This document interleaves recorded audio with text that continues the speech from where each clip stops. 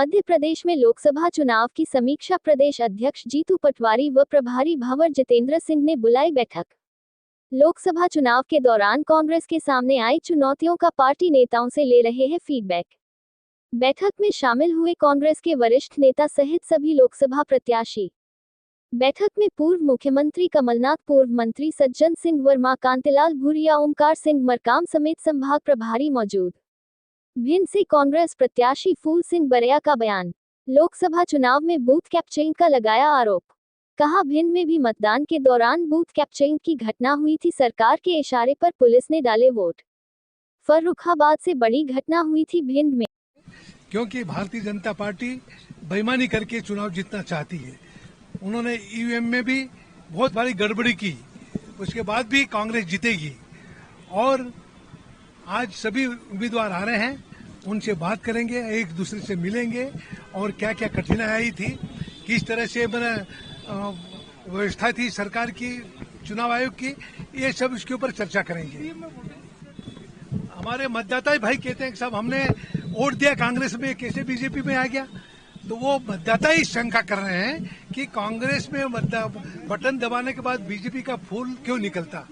तो ये सारी चीजें हर बात शंका थी, इसलिए ऊपर भी शिकायत की गई है, सुप्रीम कोर्ट तक गए हैं, पर उसके ऊपर विचार हो रहा है। तो निश्चित ही पुरानी प्रथा बैलेट पेपर पे ही चुनाव होना चाहिए। लोकतंत्र, क्योंकि हमारा देश किसानों का देश है, किसान गांव में रहते हैं और उनके लिए ये बहुत अनिवार्य है। तो हमारे चुनाव आयोग से और सरकार से अनुरोध है कि ईवीएम बंद करके बैलेट पेपर से ही चुनाव कराया जाए भविष्य में। दिग्विजय सिंह ने भी सवाल खड़े किए। दिग्विजय सिंह जी ने भी सवाल खड़े किए। हाँ, राय साहब ने भी सवाल किए थे। उनको भी मालूम है कि गड़बड़ी कैसे हो रही है। जब एक तरफा लोग जहाँ कहते हैं कि हम कांग्रेस को दे रहे, तो बीजेपी कैसे जीतती वहाँ। तो ये बेईमानी तो है। तो ये बैलेट पेपर जारी करना बहुत जरूरत, तब जाके भाजपा को पता लग जाए। कांग्रेस के पूर्व मंत्री सज्जन सिंह वर्मा का बड़ा बयान। सज्जन सिंह वर्मा ने पार्टी को दी नसीहत, डर के राजनीति नहीं होती। विधानसभा में पार्टी ने भीतरघातियों पर कार्रवाई में डर दिखाया। डर के कारण कार्रवाई नहीं की गई, इसका खामियाजा लोकसभा में भुगतना पड़ा। अगर विधानसभा में कार्रवाई कर देते तो आज ये स्थिति नहीं होती। पार्टी को अब कड़े निर्णय लेने पड़ेंगे। चुनाव के बाद अब एक बहुत बड़ी सर्जरी होगी, वो जरूरी भी है। मैं पार्टी के सामने आज ही ये बात रखूंगा। मुझे दुख है कि मैं कमेटी में था, फिर भी कड़े फैसले नहीं हो पाए। रखी गई है कांग्रेस में और प्रत्याशियों को बुलाया गया है, तो किस तरह का इस बैठक में क्या रणनीति? देखिए,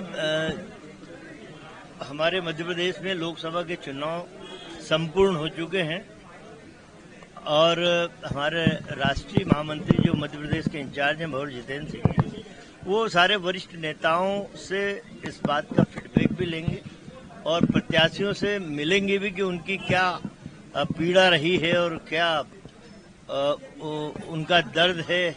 वो सारी बातें करके मैं समझता हूं कि कांग्रेस पार्टी को चुनाव के रिजल्ट के बाद एक बड़ी सर्जरी की तरफ बढ़ना चाहिए।